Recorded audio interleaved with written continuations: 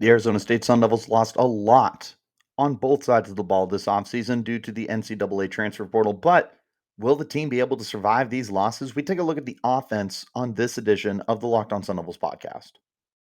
Are Locked On Sun Devils, your daily podcast on the Arizona State Sun Devils, part of the Locked On Podcast Network, your team every day.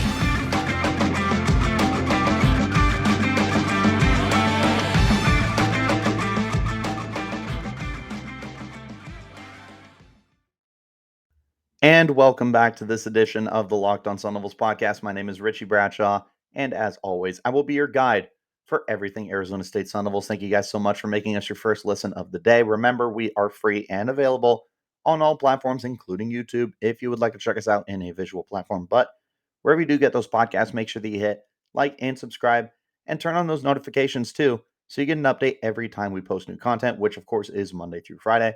If you love Arizona State Sun Devils content, follow me on Twitter at RichieBrads36.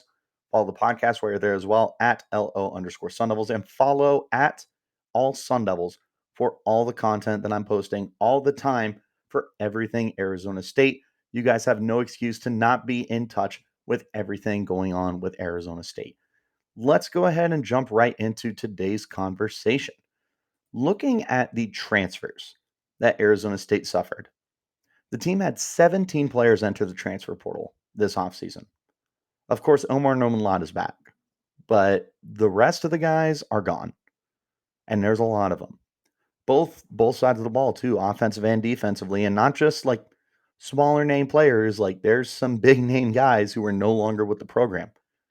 Looking at the offensive side of the ball first, there's a lot to replace. You have to replace your starting quarterback. You have to replace one of your top two running backs. You have some offensive linemen to replace. You have to replace your top two receivers, maybe top three receivers, if you want to go that far, plus some depth.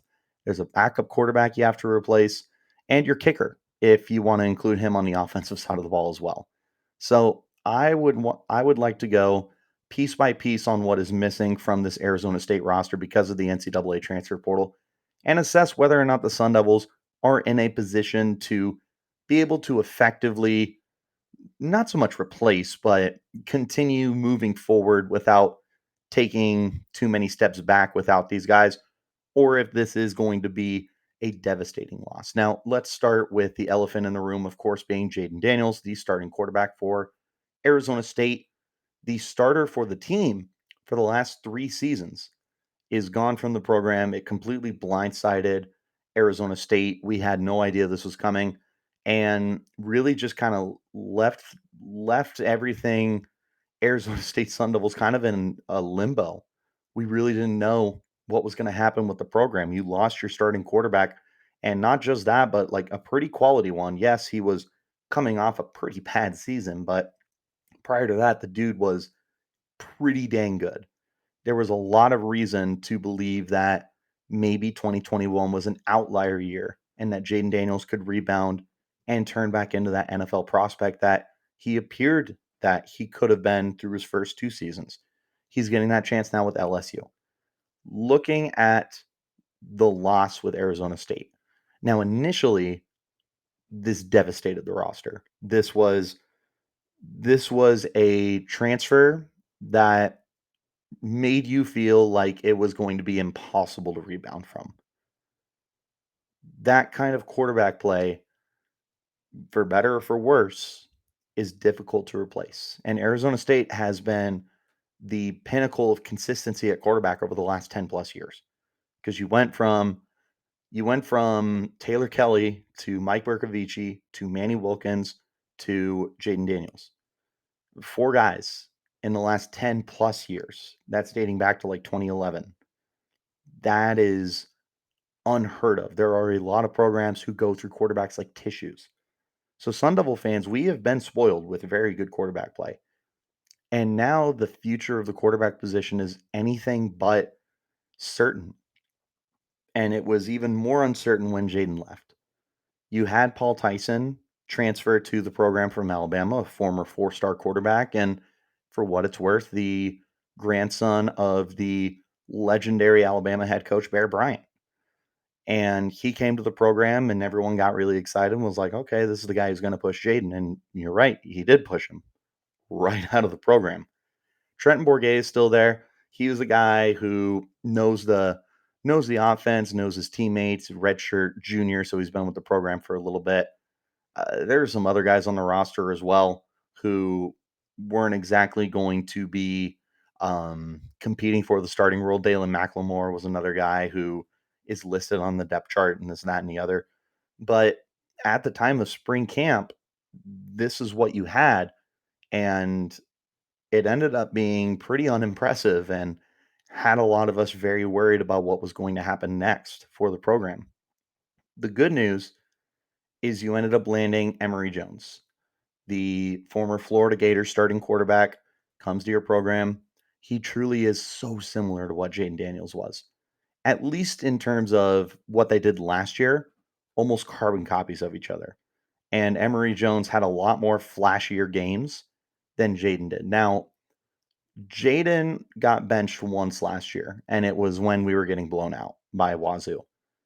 Emory was benched several occasions in favor of the backup quarterback, Anthony Richardson, who now is, you can see him in 2023 mock drafts as like a top 10 pick. People love him that much. I don't know what the leash is going to look like for Emery Jones in Arizona State. I don't know if he's going to be benched as easily as he was in Florida, if he gets benched at all. I just don't know the confidence level that you have. So when we're talking about replacing Jaden, Emery Jones really helped you out. The addition of Emery Jones made it so that in a worst case scenario, you're getting equal quarterback play to what you had last year with Jaden. In a best case scenario, you might have upgraded. You might have been able to get a better quarterback than what he was last year. But at the same time, there is also that possibility that Emery continues to regress as he did towards the tail end of last season. And if that happens and the other guys behind him come up, Paul Tyson, Trenton Bourguet, and they don't impress either, you're going to be in for a very long season. Part of the reason why Arizona State has had, I think, one losing season in the last 12 years is because of the consistency at quarterback that you have had. That is gone. You are going into 2022 with complete unfamiliarity. Trenton Bourguet is the guy who has the most experience, and he has, I think, 17 career pass attempts. There's a lot of question marks here. We're hoping that Emery is able to fill that void. I do like Emery Jones quite a bit. I've been on record before as saying I think he is an upgrade over what you had with Jayden Daniels in terms of 2021 production, but it's far from a guarantee that he's going to be able to continue playing as well as Jaden, if not better. It's a new system, it's a new program. There are a lot of very high expectations that have already been placed on Emory. We'll have to see. Final verdict, I personally think you upgraded. But that is very lofty expectations that I have on Emory. I am very guilty of having high expectations for Emory, right, wrong, or indifferent. I just feel like he's at least what you had with Jaden. And if he is that, then you're going to coast again to another 8-win season. If he's better, heck, you could compete for, like third place in the Pac-12 behind, Oregon and Utah. I don't see why you can't compete with USC. I don't see why you can't compete with UCLA if you get better quarterback play than what you had last year. We'll see. Again, final verdict. Personally, I think you upgraded. I can totally understand why anybody else would be skeptical, though. Let's go ahead and hop into our first break. When we return, we're going to continue the conversation looking at some of the skill position guys who departed for other teams via the NCAA Transfer Portal. This is Locked on Sun Devils podcast. BetOnline.net is the fastest and easiest way to check in on all your betting needs. Find all your favorite sports and events at the number one source for odds, lines, and games. Find reviews and news of every league, including Major League Baseball, NFL, NBA, NHL, combat sports, esports, and even golf. BetOnline continues to be the top online resource for all your sports wagering information, from live in-game betting, scores, and podcasts. They have you covered. Head to BetOnline today or use your mobile device to learn more about the trends and action happening right now. BetOnline, where the game starts. As always, thank you guys so much for making the Locked On Sun Devils your first listen of the day. Remember, we are free and available on all platforms. Back into this conversation. There was a lot of departures all over the team for Arizona State. It wasn't just the quarterback position. Offensively, you lost a handful of offensive linemen. You lost 4 wide receivers. But the biggest loss, perhaps, was Chip Trayanum, who was going to be in line undoubtedly for the starting running back position for the team. Chip was a really, really good player for Arizona State. He had some shortcomings last year. He had some fumbling issues that led to him getting benched at times, but there was also a lot to like about Chip in what he was able to show you on the field. He was a guy who was averaging over 5 yards a carry for his career. Scored 10 touchdowns in 13 games. He was a very efficient guy. Again, he had his warts last year, but there was a lot of reason to be excited for Chip coming into this year before he quickly decided to transfer, and not just transfer. He goes to Ohio State and he straight up changes positions. He is playing linebacker now. He is no longer a running back. That obviously had something to play into when we're talking about why Chip probably transferred, is that he was going to be playing a new position. But if he had stayed at running back, goodness gracious, there definitely was a bit of a drop off. I love Daniel Ngata. Love him. I am beyond excited for him. I've been on record for this as well, saying I think he's like Benjamin Light. I think he can be that good. If Chip Trayanum stayed, he was undoubtedly the number 1 running back on the team. Ngata would have been number 2. Xazavian Valladay does not transfer to the program because he would not have been willing to be the 3rd running back, and no one can blame him. You don't know about the rest of the guys. Heck, Ngata could have transferred. There's a lot of things that are different if Chip stays, but one of the things that remains the same is you have a chunk yards guy who has a nose for the end zone. He's gone now. You brought in Valladay. That is going to help mend the wound. You're hoping that Ngata can step up. There were times last year where he looked better than Chip. You have Deontay Elliott. You have George Hart III. You have Tevin White. So you have a very good stable of running backs. To me, I'm not slamming the panic button if I'm at Arizona State, and I'm not freaking out. It is a loss that you lose Chip Trayanum. He was a very quality back for you. It's not the end all be all. I think what hurt the most with this departure is that you also lost Rachaad White to the NFL in the same offseason. If you didn't lose Rachaad, you're not missing a beat. But you lost Rachaad, you lost Chip, you're going to the guy who was your 3rd string running back. You're going to a player who played at the University of Wyoming, so it's not like he's playing Pac-12 competition all the time.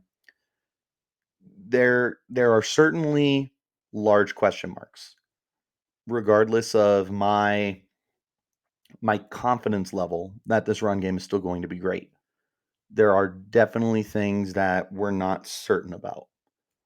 Overall, I think this is another wound that you'll be able to get by from because of the depth and the guys you have replacing him.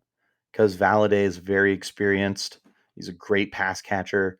Ngata, again, I felt like he looked like the best running back on the field at times last year. You've got him as well.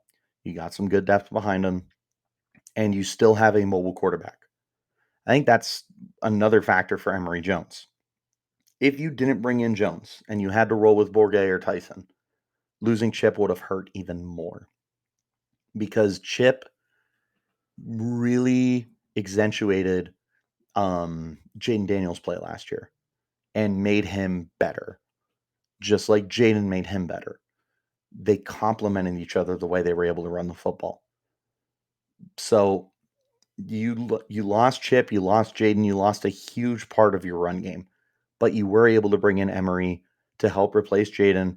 And because of that, and you added Xazavian Valladay and you've got the other depth, you should, in theory, be able to pick back up where you left off.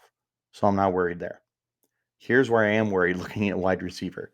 You lost 4 guys or 5. I think it was 4. We're going to double check right now. You lost Ricky Pearsall. He's the big one. He was your number 1 receiver last year. You lost LV Bunkley-Shelton, the guy who I was very, very high on. You lost Johnny Wilson. You lost Jordan Porter. And you lost Lanyata Alexander. So, yeah, you lost 5 receivers in one offseason. That is unprecedented. I have no idea how you survive that. So, the short of it, before I dive into a little bit of detail, this is a huge problem. This is something I don't know how you survive. You can't lose 5 guys. Even if they're 5 guys who never saw the field, that is crucial depth that you lost. Now, you did bring in Cam Johnson, and I am super excited about Cam Johnson. Talked to him a couple of weeks ago on the podcast. You guys should definitely go check that out if you haven't listened to that episode. But Cam Johnson, I think, is a very good player. I would have been 10 times more excited if Ricky Pearsall was still here to have the idea of Pearsall and Cam Johnson and Andre Johnson and Brian Thompson. I would have really liked that receiving core. Honestly, if you had kept LV Bunkley-Shelton, I would have felt the same way. But you lost Pearsall and you lost Bunkley-Shelton, 2 of your top 5 receivers from last year, your top 2 wide receivers from last year. Pearsall goes to Florida. He's immediately going to be one of their top receivers. Bunkley-Shelton going to Oklahoma. He should be featured in the offense quite a bit, I would imagine. Definitely going to be a special teams player for them as well. They've got a couple guys there. I'm pretty sure they have like some first round talent at wide receiver. I just don't know the name, and don't quote me on that. I'm pretty sure they do, though. But neither here nor there. But you lose those 2 guys who would have come into this year as wide receiver 1 and wide receiver 2. That hurts. You lost Jordan Porter. Crucial depth. Crucial depth. He didn't get a lot of opportunities at Arizona State, which is probably the biggest reason why he left. Johnny Wilson flashed a lot last year. He was a 6'6" guy, so big, tall, lanky frame. Throw the ball up, let him come down with it. Lanyata Alexander, we didn't get to see like at all. Maybe legitimately at all. Yeah. Played a snap for Arizona State. So you can say that's not a loss in quotes, but it's depth. So looking at wide receiver, how you replace that, I don't know. The short answer is you're not. There's just no way. There are way too many losses here. Depth-wise, talent-wise, it's a lot to overcome. I love Cam Johnson. I am banking on Brian Thompson to get back to what he was at Utah, and I am manifesting Andre Johnson to be the pinnacle of consistency this year. Those 3 do not replace those 5. It's simple math. It's simply looking at the talent level. It's something you just can't do. So I really hope that we're able to find some kind of consistency out at the wide receiver spot. I am absolutely not counting on it. Let's go ahead and hop into our last breakdown. When we return, we're going to go through the offensive line really quick and then just give my final overall thoughts for the offense. This is the Locked On Sun Devils podcast. And as always, make sure that you guys are staying in touch with everything Pac-12 related by tuning in to the Locked On Pac-12 podcast hosted by my good friend Spencer McLaughlin. Get all your Pac-12 news in 30 minutes or less every single day of the week. Just like Locked On Sun Devils, it's free and available on all platforms. So stay in touch with the Pac-12 by making that your second listen of the day. Looking at the offensive line, there were some pretty big losses here. You lost Ezra Dotson Oyatade, I believe is how you pronounce that. He was projected as one of your starters this year. You lost Spencer Lovell was another guy who was projected to be one of your starters. And you lost Sion Vicoso, and that was crucial depth. Lovell probably the biggest loss for you there, as he was projected to be one of the bigger, more important starters for the team. That's a tough, tough loss. I look at the offensive line. The good news is I think you can sustain the losses. You certainly did not upgrade. But at the same time, I don't look at the offensive line and sit there and say, wow, this is 10 times worse than it was last year. The biggest losses, more than anything, are Donovan West and Kellen Deesh to the NFL. Because you brought back Ladarius Henderson, who is outstanding. You brought back Ben Scott, moving inside the center. That's going to be a good play. You brought in some guys outside who were going to end up coming into the program and likely have some major starting roles for the team. Emmett Bowley is one of the guys that I am banking on to be a very important factor on the offensive line, excuse me. I think it's a very, very big deal that he's going to be there.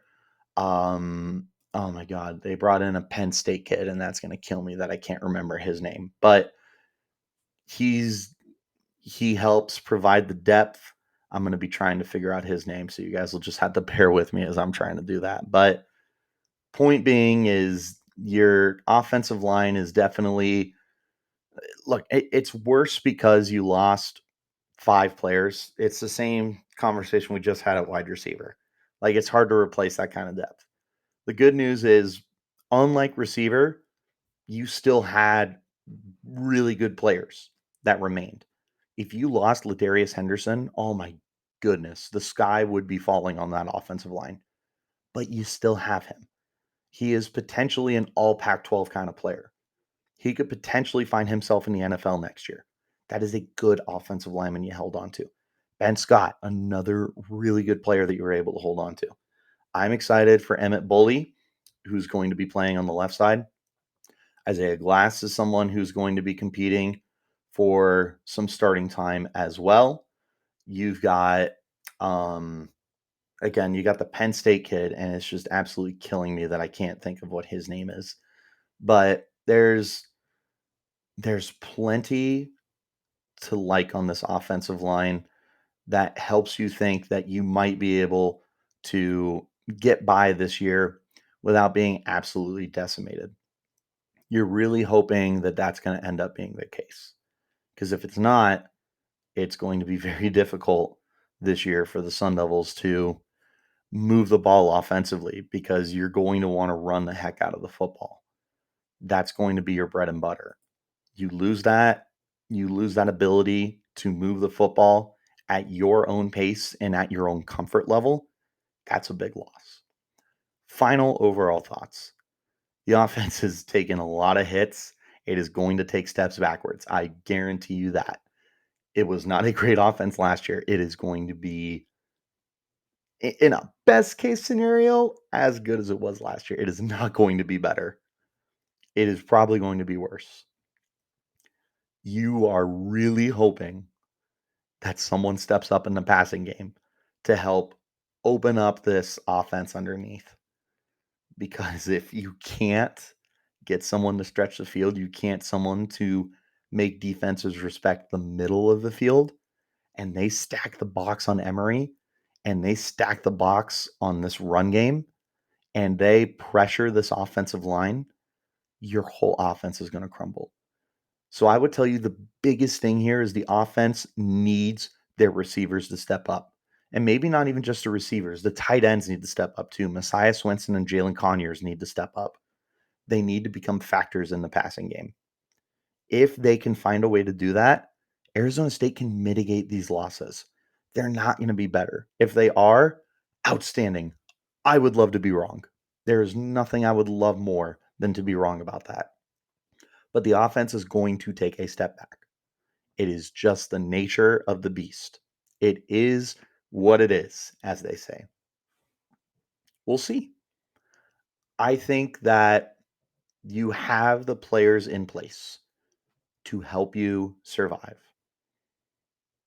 I do not think you have the players in place to be better than what you were. And that's not a bad thing. It's not a good thing. It's just where you're at.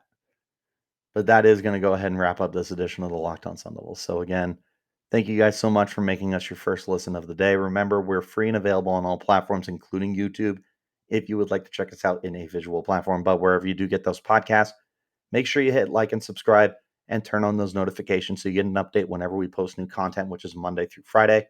If you want to stay in touch with everything Arizona State, make sure you're following me on Twitter at RichieBrats36. Follow the podcast while you're there at LO_Sun Devils. And follow the content that I'm putting out for Sports Illustrated as well at All Sun Devils. If you're following all three, you're going to be in touch with everything that's going on with the Arizona State Sun Devils football team with no issues at all. But that does do it for this edition of the Locked On Sun Devils podcast. So until next time, guys, you keep it locked right here on Locked On Sun Devils.